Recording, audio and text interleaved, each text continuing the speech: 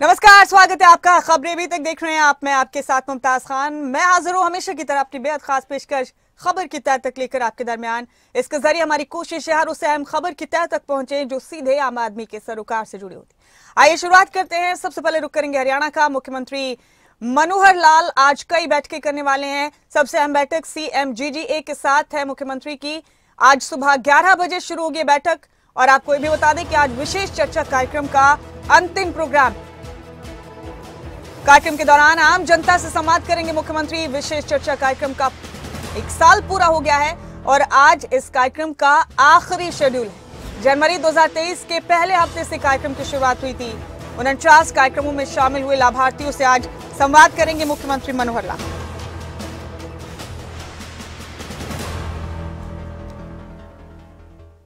अहम खबर आपके टीवी स्क्रीन पर मुख्यमंत्री के कार्यक्रम के हवाले से दे रहे हैं। आज विशेष चर्चा कार्यक्रम का अंतिम पड़ाव है, अंतिम प्रोग्राम है। जनवरी 2023 में इस कार्यक्रम की शुरुआत हुई थी।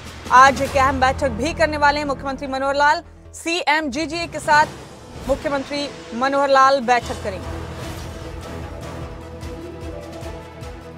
अहम खबर आपके टीवी स्क्रीन पर देख रहे हैं आप।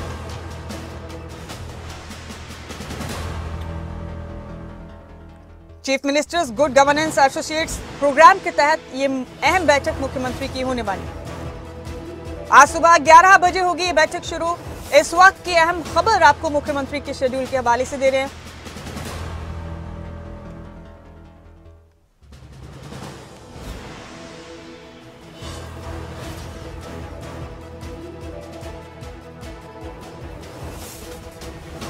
हमारे स्टेट हेड जितेंद्र चौधरी हमारे साथ इस खबर पर बने हुए हैं, उन्हीं का रुख करेंगे। जितेंद्र, आज कई खास कार्यक्रमों में शिरकत करेंगे मुख्यमंत्री मनोहर लाल। उनके विशेष चर्चा कार्यक्रम का भी आज आखिरी शेड्यूल है। साथ ही chief ministers good governance associate programmes की भी बैठक करने वाले हैं। 11 बजे का वक्त रखा गया इस बैठक के लिए। तफसील से बताइए आज मुख्यमंत्री का शेड्यूल क्या क्या रहने वाला है जितेंद्र?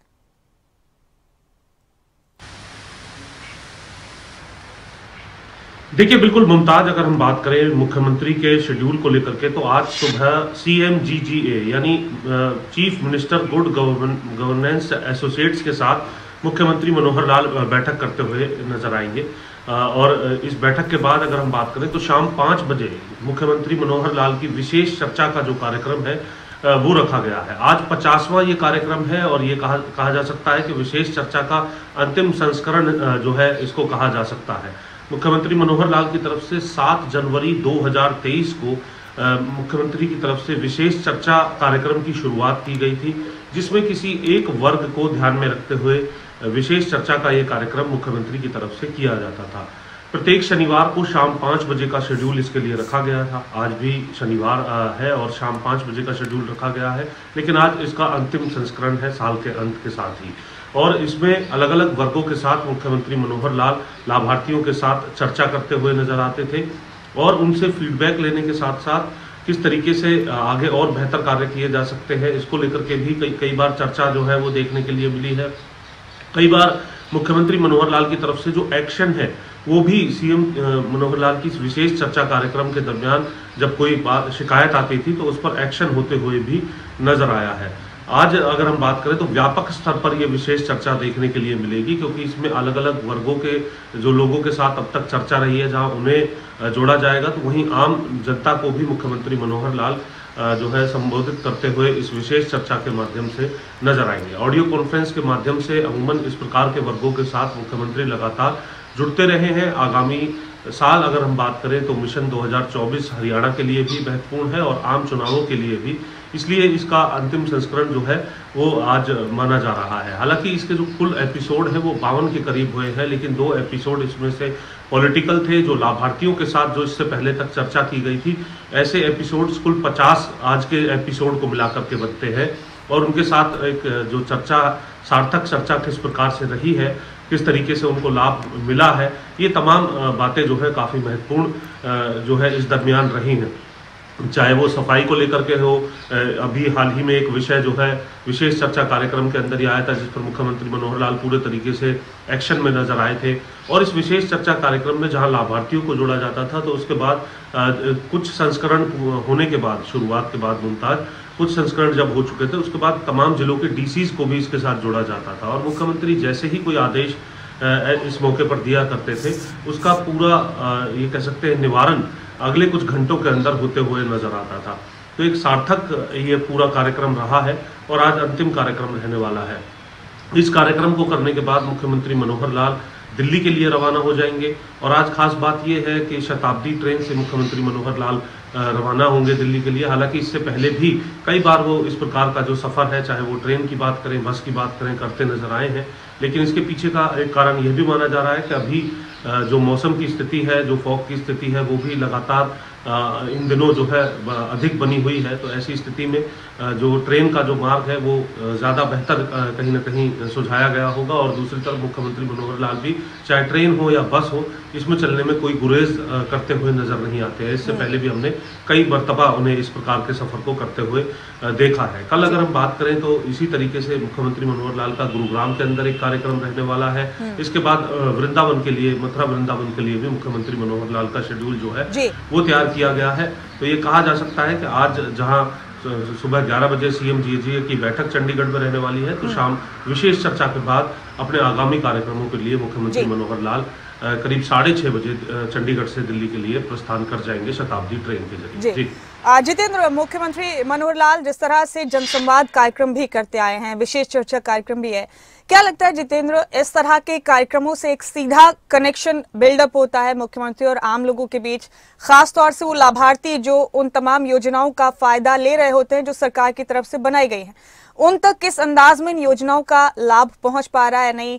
अगर कुछ लूप होल्स भी हैं, अगर कुछ कमियां भी हैं, तो वो सीधे मुख्यमंत्री जान पा रहे हैं? क्या लगता है इस तरह के कार्यक्रम में एक माइलस्टोन का काम कर रहे हैं?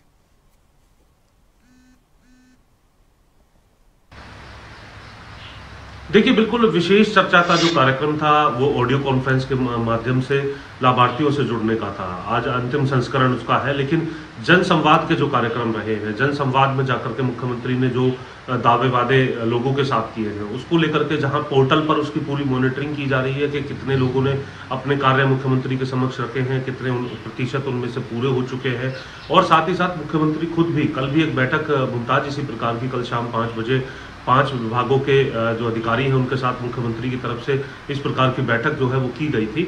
और जनसंवाद कार्यक्रम में खुद मुख्यमंत्री मनोहर लाल लोगों के बीच में जाते हैं, उनके साथ चर्चा करते हैं, सरकार की योजनाओं का फीडबैक जो है वो लिया जाता है। और साथ ही कुछ शिकायतें भी इस मौके पर अगर मिलती है और वो वाजिब शिकायतें लगती हैं, तो मुख्यमंत्री तुरंत उन पर एक्शन लेने के आदेश भी देते हुए नजर आते हैं। तो ये अलग अलग माध्यम है जुड़ने को लेकर के, और कहीं ना कहीं ये दर्शाने की भी कोशिश है राजनीतिक तौर पर भी, क्योंकि कोई भी राजनीतिक या अगर कोई इस प्रकार का कदम अगर उठाता है तो उसका राजनीतिक मुनाफा जो है वो जरूर देखा जाता है। तो राजनीतिक तौर पर इस तरीके से पहले जो है जो कार्यक्रम रहे हैं पहले की सरकारों के अंदर, उनसे और अधिक जो कनेक्शन है वो डायरेक्ट कनेक्शन लोगों के साथ बनाने का, स्थापित करने का काम जो है वो मुख्यमंत्री की तरफ से किया जाता है, ताकि लोग जो है वो ये देख सके, उनके गांव के अंदर अगर मुख्यमंत्री पहुंचते हैं, उनकी सरपंचों के साथ बैठ करके समस्याओं के बारे में चर्चा करते हैं, तो ये कहा जा सकता है कि एक बड़े तौर पर, बड़े स्तर पर जो है लोग जो है इससे प्रभावित होते हुए नजर आते हैं। और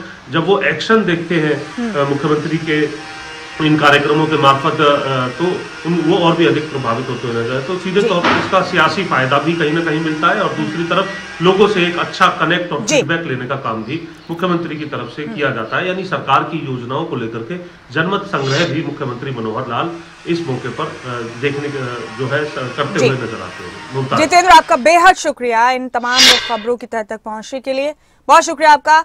यहाँ हम रुक करेंगे हिमाचल प्रदेश का। हिमाचल प्रदेश के मुख्यमंत्री सुखविंदर सिंह सुक्खू के बयान पर सियासत तेज हो गई है। नशे में पर्यटकों को हवालात नहीं भेजने का बयान दिया था उन्होंने। बीजेपी विधायक रणधीर शर्मा ने कांग्रेस पर अब इसे लेकर निशाना साधा है। सीएम सुक्खू के बयान को बीजेपी दुर्भाग्यपूर्ण मानती है, ये कहना है बीजेपी का। हिमाचल में दोहरी कानून व्यवस्था अपनाई जा रही है। हिमाचल वासियों और पर्यटकों के लिए अलग अलग कानून।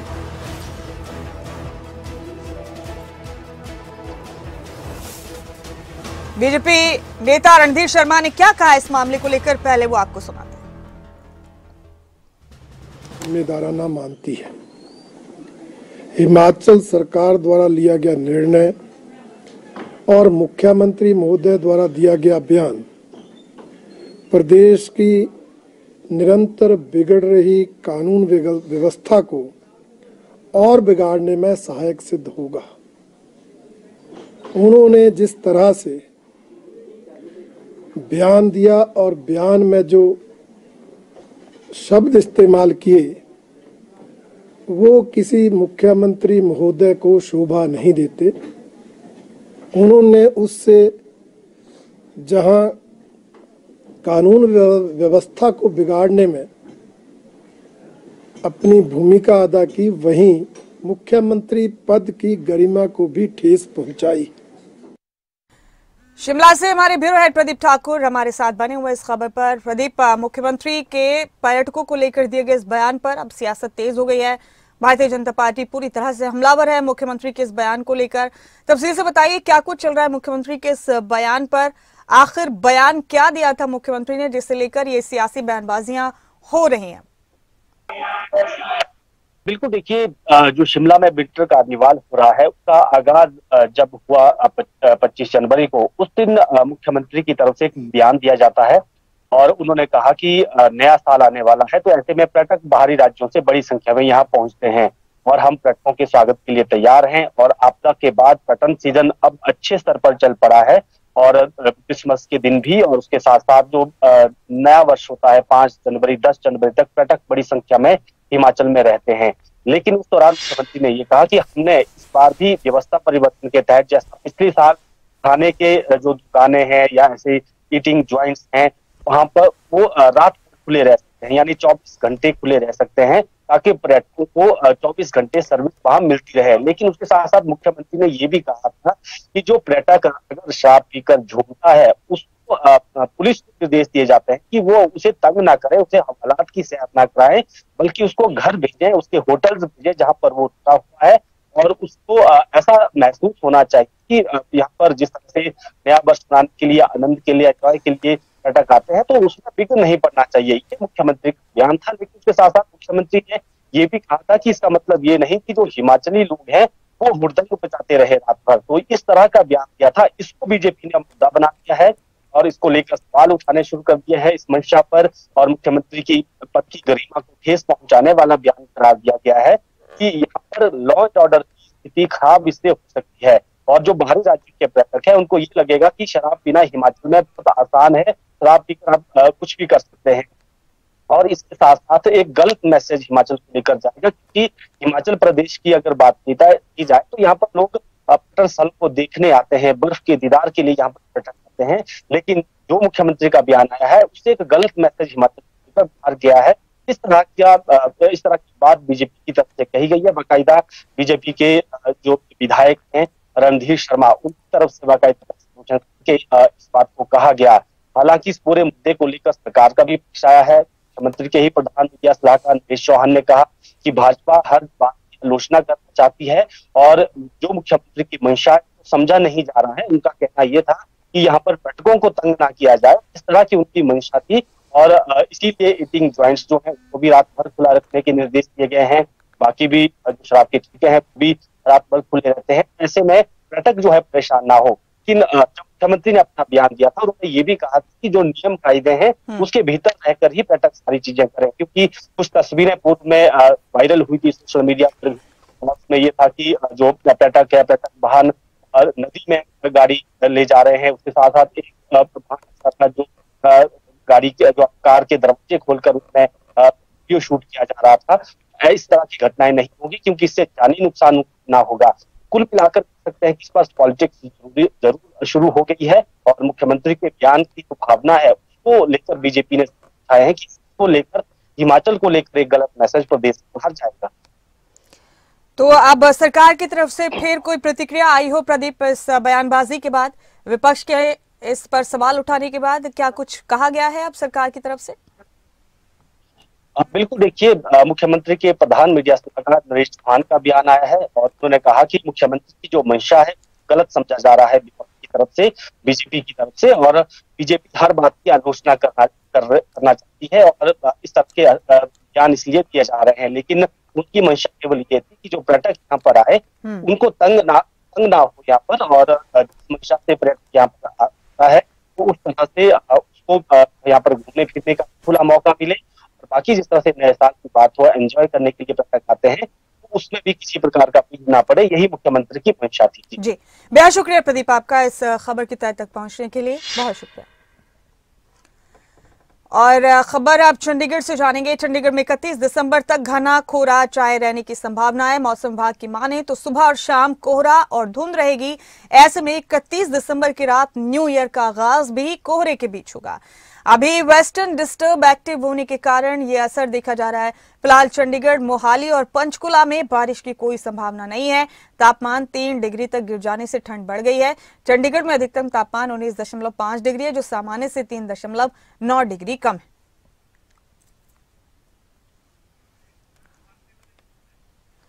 हमारे साथ इस खबर पर हरसिमरत पॉल बनी हुई है मेरे साथी। हरसिमरत, चंडीगढ़ में 31 दिसंबर तक घने कोहरे की पेशेनगोई की गई है, घने कोहरे की आशंका जताई गई है मौसम विभाग की तरफ से। तो क्या माने हरसिमरत, अब नए साल का जश्न भी शदीद ठंड और घने कोहरे में ही मनाएंगे लोग, और अगले कितने दिनों तक यही हाल रहने वाला है मौसम का चंडीगढ़ और आसपास?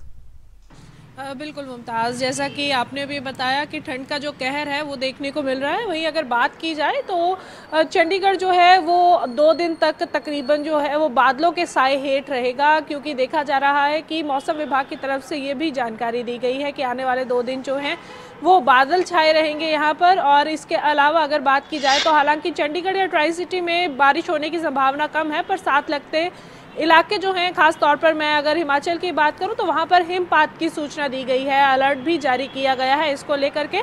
पर उसकी जो ठंड है वो ज़रूर चंडीगढ़ में देखने को मिलेगी। सुबह शाम जो है वो गहरी धुंध की चादर दिखाई देती है, साथ ही साथ और इस समय लोगों का काम करने की जो गति है या व्हीकल्स की जो गति है वो भी धीमी हो जाती है। इसके साथ अगर मैं रफ्तार की बात करूँ तो उस पर भी लगाम लगानी पड़ती है या रफ्तार भी बिल्कुल धीमी हो जाती है, क्योंकि अगर ट्रेनों की बात की जाए तो ऐसे में ट्रेनें जो हैं वो तकरीबन 8 से 10 घंटे की देरी के साथ पहुंच रही हैं कहाँ कहाँ जाना है। और वहां पर अगर धुंध का साया ज़्यादा है तो ट्रेनें तकरीबन 8 से 10 घंटे की देरी पर पहुंच गई हैं। हालांकि कुछ ट्रेनें जो हैं वो कुछ मिनट दूरी पर भी, अगर घंटे की दूरी पर भी पहुंचती हैं और इससे देरी भी हो रही है, पर लोगों को खासी मशक्क़त का सामना करना पड़ रहा है। वहीं अगर मैं यात्राओं की बात करूँ, विमान यात्राओं की, तो उसके लिए भी देरी हो रही है और तकरीबन अभी तक 6 फ्लाइट्स जो हैं वो रद्द की जा चुकी हैं इस गहरे धुंध और कोहरे की वजह से। आने वाले कुछ दिन जो है वो इसी तरह से रहेंगे। और गनीमत ये है कि ऐसे में धूप निकलने की जो संभावना है वो भी जताई गई है कि अगर बादल रहते हैं तो बीच बीच में हल्की धूप निकल सकती है। इसके साथ ही अगर मैं तापमान की बात करूं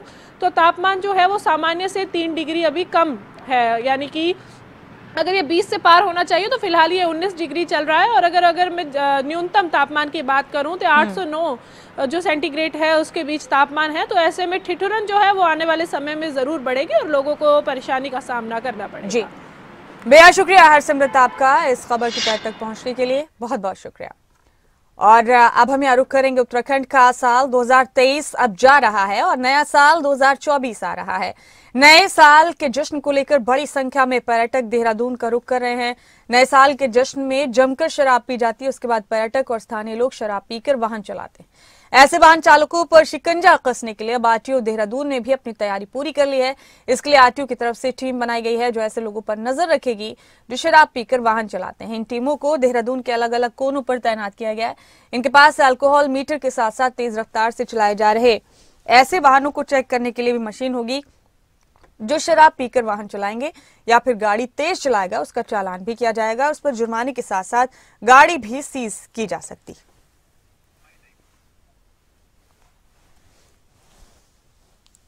हाँ, इसके लिए हम लोगों ने अलग से टीमें बना रखी हैं। पूरे दिन और रात 31 को हमारी टीमें हर जगह रहेंगी। हमने कई टीमें बनाई हैं, खासकर सेंसिटिव प्लेसेस जो हैं जहाँ शिकायतें ज़्यादा मिलती हैं, जैसे मसूरी रोड है और राजपुर रोड हमारा है, सजधा रोड पे रिस्पना पुल के आसपास, बल्लूपुर के आसपास, या आइस ब्यूटी हमारा है। इन सब जगह हमारी टीमें लगी रहेंगी और ये मोबाइल टीमें रहेंगी, घूमती रहेंगी, लोगों को देखती रहेंगी। और हमारे पास मशीनें भी हैं। शराब अगर किसी ने पी रखा है और गाड़ी चला रहा है तो उसके लिए एल्कोमीटर हमारे पास है। अगर कोई ओवर स्पीडिंग कर रहा है तो उसके लिए स्पीड रडार गन और स्पीडोमीटर हमारे यहाँ लगे हुए हैं। हम उनका चालान करेंगे और गाड़ियाँ सीज भी। हमारे साथी नासिर हुसैन इस खबर पर हमारे साथ बने हुए हैं। नासिर, जाहिर सी बात है नए साल के जश्न को लेकर तैयारियां तेज हैं, लेकिन आरटीओ देहरादून ने खास तरह की तैयारी इस बार की है। शराब पीकर वाहन चलाने वालों पर कड़ी नजर रखी जाएगी। आमतौर पर जश्न के दौरान जब नए साल का जश्न खास तौर से मनाया जाता है तो लोग नशे का सेवन करते हैं, शराब का सेवन करते हैं। इसको देखते हुए क्या क्या तैयारियां की गई हैं, जरा तफसील से बताइए।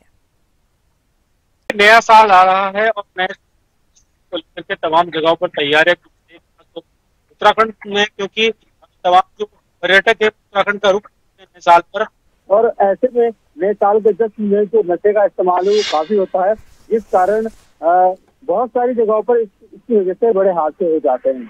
और क्योंकि नए साल में शराब पी जाती है और शराब पीकर के लोग वाहन चलाते हैं, इसलिए इन पर शिकंजा कसने के लिए इस बार जो परिवहन विभाग है RTO उन्होंने सख्ती की तैयारी कर दी है। उन्होंने साफ तौर पर कहा है कि कोई भी शख्स अगर शराब पीकर गाड़ी चलाता हुआ पकड़ा जाता है तो उसके खिलाफ सख्त से सख्त कार्रवाई की जाएगी। इसके लिए जो अल्कोहल मीटर है उसके साथ कई टीमों को तैनात किया गया है, खासतौर पर देहरादून में, क्योंकि देहरादून में तमाम लोग ऐसे हैं जो यहाँ नया साल मनाने के लिए आते हैं और यहाँ पर जमकर शराब पीते हैं और उसके बाद वाहन चलाते हैं। तो ये कहा गया है कि आप जश्न मनाएं, शराब पिए, लेकिन उसके बाद आप वाहन ना चलाएं। अगर आप वाहन चलाएंगे तो आपके खिलाफ कार्रवाई की जाएगी। इसको लेकर के बहुत सारी टीमें RTO की तरफ से तैनात की गई है। साथ ही साथ नए साल में ये भी देखा गया है कि ऐसे जो कई युवा है होते हैं जो शराब पीकर और तेज रफ्तार से गाड़ियां चलाते हैं और जिसकी वजह से कई सारे हादसे हो जाते हैं, यानी जो खुशी का माहौल है वो कहीं ना कहीं गम में तब्दील हो जाता है। ऐसा न हो, इसको लेकर के RTO ने तमाम देहरादून के अलग अलग जगहों पर टीमें तैनात की है कि जो तेज रफ्तार से गाड़ी चलाने वाले या फिर नशा या शराब पीकर गाड़ी चलाने वालों के खिलाफ कार्रवाई करेंगे। इसके लिए उनके पास अल्कोहल मीटर भी दिए गए हैं। तेज रफ्तार से गाड़ी चलाने वाले के लिए जो मीटर से चेक करने के लिए कि गाड़ी कितनी तेज चल रही है वो सब उनको मशीनें दी गई हैं, ताकि लोग देहरादून में आए, जश्न मनाएं, लेकिन शराब ना पिए और शराब पीकर वाहन ना चलाएं। ये कहा गया है कि इसी के कारण तमाम टीमों को तैनात किया गया है और कोशिश यही है कि जो नए साल का जश्न है उसमें किस तरह का खलल ना पड़े, क्योंकि हादसों की वजह से कई लोगों की जान चली जाती है और इसीलिए इस बार इस तरह की तैयारियां की गई हैं। तो नासिर बताया ये भी जा रहा है कि शराब पीकर वाहन चलाने वालों पर बड़ा जुर्माना किया जाएगा, हो सकता है कुछ सजा का भी प्रावधान हो, क्या इस तरह की भी बातें हैं? लेकिन जो लोग शराब पीकर चलाते हैं उनके खिलाफ सख्त कार्रवाई की बात कही गई है। जो टीमें तैनात की गई है, जो जैसे ही कोई इस तरीके से पकड़ा जाएगा उसको चेक किया जाएगा उसने कितनी क्वांटिटी में शराब पी रखी है और उसके बाद अल्कोहल मीटर की चेक करने के बाद अगर लगता है कि वो पूरी तरीके से नशे में गाड़ी चलाने लायक नहीं है तो उस पर जुर्माना किया जाएगा। और स्थिति बहुत ज्यादा खराब है तो गाड़ी सीज भी कर दी जाएगी और ऐसी स्थिति में अगर उसकी वजह से कोई हादसा होता है तो उस पर कानूनी कार्रवाई भी की जाती है, यानी उसको जेल भी जाना पड़ सकता है। तो तीनों स्थिति है, जुर्माना भी हो सकता है, गाड़ी सीज भी की जा सकती है और जेल भी भेजा जाएगा। यानी अलग अलग कंडीशन के हिसाब से देखा जाएगा कि इसकी हालत कैसी है, कितनी ज्यादा शराब पी रखी है और नशे में किस तरीके से गाड़ी चला रहा है। तो इन स्थिति को देखते हुए इस पर कार्रवाई की जाएगी। तो नासिर, जाहिर सी बात है इसके बाद सख्त मूड में है प्रशासन। नए साल के जश्न में किसी तरह का कोई खलल ना पड़े, किसी तरह का कोई नुकसान ना हो आम लोगों को, इसे लेकर ये तमाम तैयारियां की गई हैं। तो नासिर, जान सकते हैं कि देहरादून के अलावा और किन किन इलाकों में इस तरह से टीमें तैनात की जाएंगी? देखिए, उत्तराखंड में तमाम जगहों पर नए साल का जश्न मनाया जाता है, चाहे वो नैनीताल की बात करें, रामनगर की बात करें, मसूरी की बात करें, देहरादून की बात करें या फिर उत्तरकाशी और टिहरी ऐसी जगह है जहाँ पर नए साल का जश्न मनाया जाता है। हरिद्वार भी इसमें शामिल है। तो इन तमाम जगहों पर परिवहन विभाग की तरफ से इस तरह का शिकंजा कसने के लिए कहा गया है। साथ ही साथ जो पुलिस है वो भी नजर बनाए रखेगी और इस तरह की कोई हादसे ना हो, क्योंकि सबसे जरूरी ये है कि नए साल का जश्न होता है, खुशी का एक मौका होता है। ऐसे में कई बार हादसे हो जाते हैं, कई लोगों की जान चली जाती है। जो खुशी का माहौल है वो गम में तब्दील ना हो, इसलिए ये कोशिश की जा रही है कि जो नए साल का जश्न है उसमें खलल ना पड़े और ऐसे लोग जिनकी वजह से हादसे हो सकते हैं, जो कारण इन हादसों का हो सकता है, उस पर शिकंजा कसने के लिए अब RTO, पुलिस और तमाम जो ऐसे संस्थाएं हैं उनको लगाया जाएगा ताकि लोग खुशी खुशी अपना नया साल का जश्न मनाएं, लेकिन शराब पीकर या तेज गाड़ी चलाकर इस हादसों का शिकार न हो। इसलिए कोशिश यही की जा रही है कि तमाम पूरे उत्तराखंड में चाहे वो उधमसिंह नगर हो, हरिद्वार हो, देहरादून हो, मसूरी, नैनीताल, रामनगर, जहाँ जहाँ पर भी जश्न मनाया जाता है वहाँ पर जश्न मनाया जाए, लेकिन शराब या नशे से लोग इतना गाफिल ना हो, ना उसमें इस तरह की दिक्कतें आए कि उससे से हादसा हो, इन तमाम चीजों को देखते हुए ये कार्रवाई की जा रही है। बहुत शुक्रिया नासिर, आपका इस अहम खबर की तह तक पहुंचने के लिए बहुत बहुत शुक्रिया। तो इसी के साथ हमारे खास कार्यक्रम खबर की तह तक में फिलहाल मेरे साथ इतना ही। अपने सभी साथियों का शुक्रिया अदा करती हूँ। बहुत शुक्रिया आप सबका। इस कार्यक्रम में इतना ही, मुझे दें इजाजत, लेकिन तमाम अहम खबरों के लिए आप बने रहें खबरें अभी तक के साथ।